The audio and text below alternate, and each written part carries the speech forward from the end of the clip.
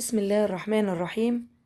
أعزائي طلاب الصف الثالث الزراعي، أهلا بكم في أول لقاء لينا لمراجعة مادة اللغة الإنجليزية لهذا العام 2023. قبل ما نبدأ حل نماذج أسئلة الامتحان، تعالوا بينا أولا نتعرف على شكل ورقة امتحان مادة اللغة الإنجليزية لهذا العام. ورقة الامتحان هتبقى عبارة عن 6 أسئلة. السؤال الأول زي ما احنا شايفين هيبقى سؤال اختياري. السؤال الاختياري عبارة عن 12 نقطة، كل نقطة ليها 4 اختيارات.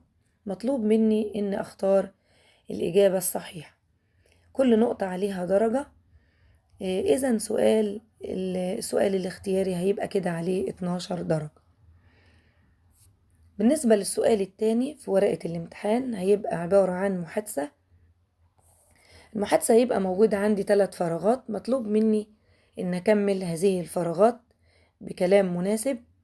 كل نقطة عليها درجة، إذن سؤال المحادثة هيبقى عليه 3 درجات. بالنسبة للسؤال الثالث هيبقى قطعة. القطعة مش هتخرج عن المنهج اللي أنا درسته خلال هذا العام، مش هتخرج عن كتاب المدرسة، ولو خرجت عن كتاب المدرسة هيبقى الموضوع متعلق بالمنهج وكلماته سهلة وبسيطة، متعلقة برضو بالموضوعات اللي أنا درستها عندي في كتاب المدرسة. أسئلة القطع عبارة عن شقين. الشق الأول هيبقى 3 أسئلة، 3 أسئلة open ended اللي أنا بستخرج الإجابة عندي من القطعة اللي موجودة في نفس ورقة الامتحان. بالنسبة للجزء الثاني في سؤال القطعة عبارة عن 3 أسئلة صح وخطأ. الإجابة برضو بستخرجها من خلال قراءتي للقطعة الموجودة عندي في ورقة الامتحان. لو السؤال عندي مطابق للبيانات الموجودة عندي في القطعة، إذا تبقى السؤال صحيح. لو مش مطابقة للمعلومات والبيانات الموجودة عندي في ورقة الامتحان، تبقى الإجابة تبقى خطأ. بالنسبة للسؤال الرابع عبارة عن ترجمة. برضو سؤال الترجمة عبارة عن شقين. الشق الأول عبارة عن 3 جمل لغة إنجليزية، مطلوب مني أترجمهم للغة العربية. كل جملة عليها نقطة، أو كل سؤال بنقطة بدرجة. الشق الثاني عبارة عن جملتين لغة عربية، مطلوب مني أختار واحدة بس أحولها للغة الإنجليزية. كده سؤال الترجمة بيبقى عليه 4 درجات. بالنسبة للسؤال الخامس عبارة عن لتر. هيجيلي يطلب مني إن أكتب خطاب لشركة ما منزلة إعلان عن مبيد حشري أو سماد كيماوي أو أدوات أو معدات زراعية. أنا مطلوب مني أكتب خطاب لهذه الشركة، بطلب هذا المنتج. إن شاء الله هيبقى لنا لقاء خاص على كتابة اللتر. هعلمكم ازاي تكتبوا اللتر والخطوات الصحيحة اللي بنتبعها أثناء كتابة الخطاب. السؤال السادس والأخير عبارة عن باراجراف. الباراجراف هيطلب مني أكتب في أحد الموضوعين، هيجيب لي موضوعين، أختار واحد منهم بس أكتب عنه. المواضيع اللي هيجيبها لي في الباراجراف برضو هتبقى متعلقة بالمواضيع اللي أنا درستها عندي في منهج اللغة الإنجليزية. المواضيع مش بتخرج عن المنهج اللي أنا درسته من كتاب المدرسة. بعد ما تعرفنا على شكل ورقة الامتحان والأسئلة اللي هتجيلي، تعالوا مع بعض نحل نموذج امتحان للسؤال الأول، وهو السؤال الاختياري. سؤال رقم 1 بيقول لي when the farmers checked the fields، عندما تفحص الفلاحين الحقول، the workers had finished harvesting the crops. كانوا العمال انتهوا من حصاد المحاصيل. ليه أنا اخترت ماضي تام؟ ليه الإجابة دي بالذات أنا اخترتها؟ قبل ما اختار الإجابة أنا لازم أقرأ السؤال كويس جدا، وبيبقى عندي في السؤال كلمة أو مفتاح بيوصلني للإجابة الصحيحة، دليل بيدلني على الإجابة اللي أنا هختارها. طب أنا عندي في السؤال رقم 1 عندي أول كلمة when بمعنى عندما، دي رابط بيربط بين جملتين. الجملة الأولى يبقى زمانها، لو زمانها في الماضي البسيط يبقى الجملة التانية في زمن الماضي التام أو الماضي المستمر.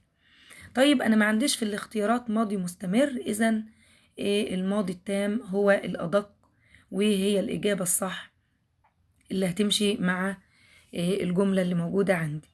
يبقى السؤال رقم 1 هنختار C had finished. بالنسبة للسؤال رقم 2 he is late هو متأخر، he might be sick واحتمال يكون مريض، I am not sure. ليه اخترت might ما اخترتش must؟ طبعا أنا عندي قاعدة مهمة جدا في المنهج بتقول اللي هي قاعدة الديدكشن، قاعدة الاستنتاج. لما يكون عندي البيانات دي بستنتج منها معلومة، أكون متأكد من هذه المعلومة أو أكون مش متأكد، أو أكون متأكد إن المعلومة دي مش صحيحة. طيب أنا عندي must بمعنى أكيد، بمعنى إن أنا متأكد من الشيء ده. might معناها احتمال إن أنا مش متأكد. طب لو جاب لي كانت معناها مستحيل إن يكون الحدث ده أو المعلومة دي صحيحة. طيب إيه اللي خلاني اخترت might هنا؟ might هنا بمعنى احتمال لأنه قال لي I am not sure. طبعا زي ما أنا قلت لكم عندي كل سؤال موجود عندي المفتاح أو الدليل اللي هيوصلني لحل السؤال أو هيدلني على الإجابة الصحيحة. عندي I am not sure يعني أنا مش متأكد، يبقى might. لما أكون مش متأكد يبقى احتمال. يبقى الإجابة الصحيحة عندي هنا للسؤال التاني might. السؤال رقم 3 بيقول لي many people buy their potatoes from fruit and vegetables shops. كتير من الناس بيشتروا البطاطس من محلات الخضروات والفاكهة. الاختيار الأول معنى كلمة cheese بمعنى جبنة، eggs بمعنى بيض، boots بمعنى أحذية. طبعا مفيش ولا إجابة من دول تنفع ولا تمشي مع المعنى غير كلمة potatoes. بالنسبة للسؤال رقم 4 we get a lot of meat and feather from storage. نحن نحصل على اللحوم كثيرة والريش من النعام. طبعا أول اختيار عندي بيبر يعني ورق، farms مزارع، sheets معنى صفحات أو أوراق. الإجابة الصحيحة اللي هتمشي عندي feather. بالنسبة للسؤال رقم 5 the police caught the robber. الشرطي قبض على اللص.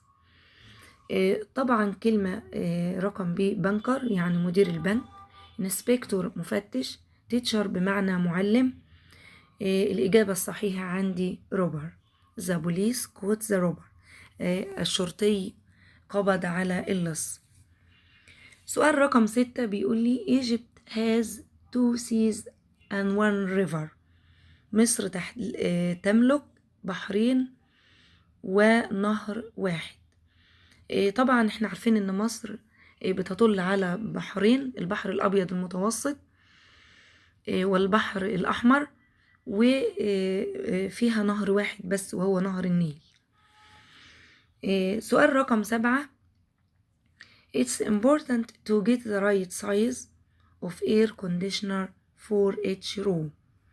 من المهم ان احنا نحصل على الحجم المناسب لتكييف الهواء لكل حجر.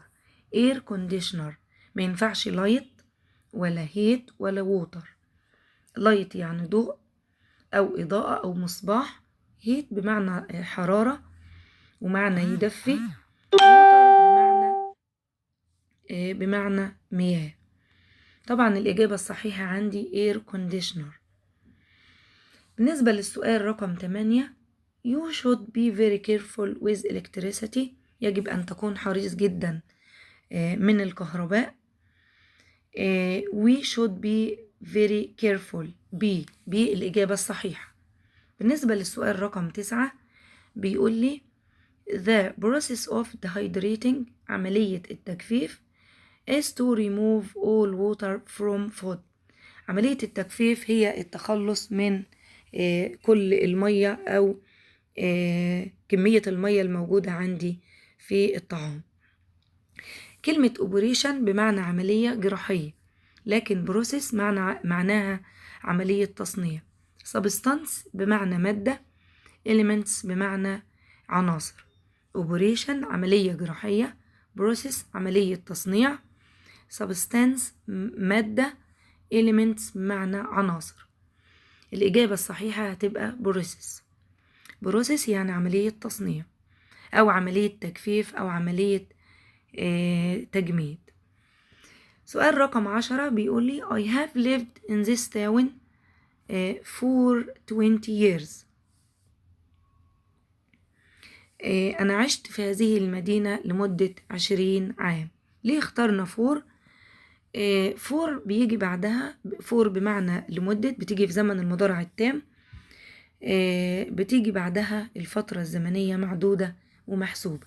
ليه ما اخترتش سينس؟ عشان سينس ما بيجيش وراها فترة زمنية محدودة. لو قلنا سينس يبقى 2012 2015، سينس لاست ماي منذ مايو الماضي، لاست مانث لاست ويك لاست يير، وهكذا. ليه ما اخترناش جاست؟ لان جاست بتيجي بين هاف او هاز والتصريف الثالث. أجو بتيجي بعد الفترة الزمنية ما بتجيش قبلها، يبقى عندي أنسب إجابة هنا فور، لأن فور بيجي بعدها فترة زمنية معدودة أو محسوبة. بالنسبة للسؤال رقم 11 some plants are not edible. بعض النباتات لا تؤكل. some plants are not edible. بعض النباتات لا تؤكل because they make you ill if you eat them. لأن بعض زي ما احنا عارفين في بعض النباتات والأعشاب بيبقى فيها أجزاء سامة، لو حد أكلها ممكن تسبب له تسمم.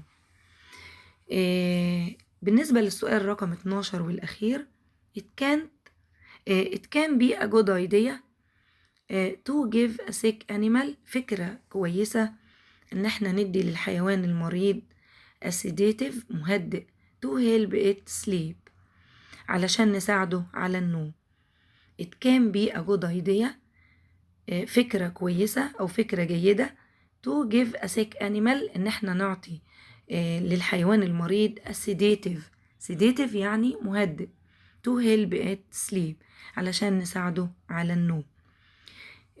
بكده نكون انتهينا من عرض الشكل الأول أو النموذج الأول للسؤال الأول في امتحان مادة اللغة الإنجليزية. إن شاء الله أوعدكم بلقاءات عديدة علشان نستعرض جميع نماذج أسئلة امتحان مادة اللغة الإنجليزية. بتمنى تكونوا استفدتوا، وأترككم في رعاية الله وحفظه، والسلام عليكم ورحمة الله وبركاته.